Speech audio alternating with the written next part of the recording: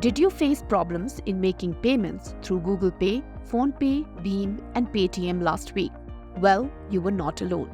Users from across the country reported payment failures on 6th of February. And there was a common thread in all the glitches. That was the real-time payments system, UPI. Several banks, including HDFC Bank, Kotak Mahindra Bank, and State Bank of India, reported facing problems while making UPI payments. The outage lasted for about 3 to 4 hours, prompting netizens to express disappointment on social media platforms. According to Down Detector, a website that tracks service issues, the UPI outage peaked around 8 p.m., with about 132 outage reports of users logged on the website. But who runs the UPI? It is being run by the National Payments Corporation of India, or NPCI. It is a not-for-profit organization established by the Reserve Bank of India and the Indian Banks Association that facilitates services like UPI payment, Bharat Bill Pay, RuPay Card, FASTag, etc. The glitches prompted NPCI to issue a clarification on the social media platform X. It said there that the NPCI systems were working fine and that the users were facing UPI connectivity failures due to internal technical issues with a few banks. But India's largest private sector lender, HDFC Bank, said the difficulties on UPI seem to be part of a larger ecosystem. I don't see these errors in the UPI system more of a regulatory or a policy issue. If you look at the last 5 to 7 years in India, it's more of an infrastructure issue. Because in terms of transaction failures and technical glitches, it's not just the banking system and UPI that's been having failures. Even if you look at the ROC website, or even if you look at the other government digital infrastructure, like even something as the income tax department website. I mean, if you look at the trend that has been there have been, whenever there's any pressure put up on the system, these systems have collapsed. This isn't the first time UPI has experienced glitches causing countrywide payment disruptions. Notably, NPCI data showed that unscheduled downtime for UPI service cumulatively lasted for more than 3 hours in 2023. The number was lower than 2022's 5-hour downtime, yet it was above 2021 when the service was down for over an hour in total. Unscheduled downtime due to instances like server failure are not the only challenge. The problem of transaction failures due to other reasons also exists.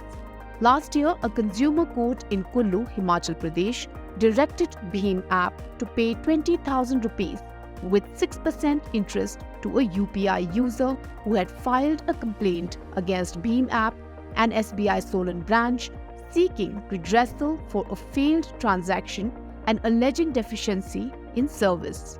So what can be done to fix the problem? From a policy point of view, there may be a time for some relook, maybe putting out some norms of minimum investment into digital infrastructure. Maybe, this is something which will probably require collaboration between policy experts and technical experts. But some minimum investment norms in the digital infrastructure would have to be brought out. There are some suggested by the RBI, but definitely I think it would need to be a bit more comprehensive.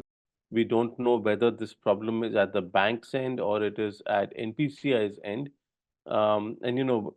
Everyone can blame someone else, but there needs to be transparency and accountability from the NPCI.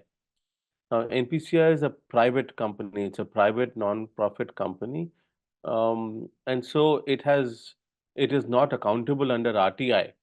But I think as a critical payment infrastructure, we need more transparency and accountability. The Reserve Bank of India also needs to provide sufficient disclosure about the functioning of the NPCI, which the Reserve Bank of India does not do today. To address failed payment concerns, fintech unicorn Razorpay recently launched refunds for failed UPI transactions on its point-of-sale devices that would reduce the time taken to provide refunds to just 2 minutes against the industry standard of 5 to 6 business days.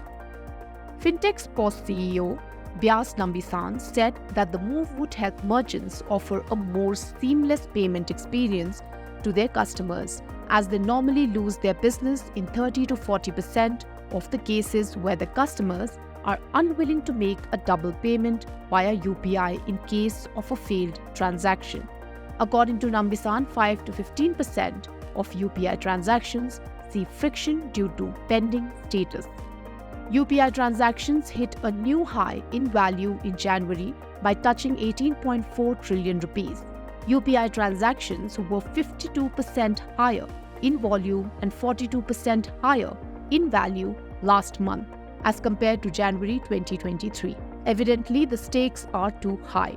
So what else can be done apart from improving the digital infrastructure? One market way of addressing this problem is to allow for competition against NPCI so that it sort of fixes their game. Experts agree India's digital payment infrastructure, on the whole, needs improvement to handle the fast-growing volumes of digital payments in the country. They also point out that the Indian market does need more transparency, accountability, and competition for NPCI going forward. If you like this video, share it and subscribe to Business Standard. For more news, views and insights, log on to www.business-standard.com. Do also follow us on YouTube, Twitter, Facebook, Instagram, Telegram and LinkedIn. She's working her way to the corner office. Business Standard.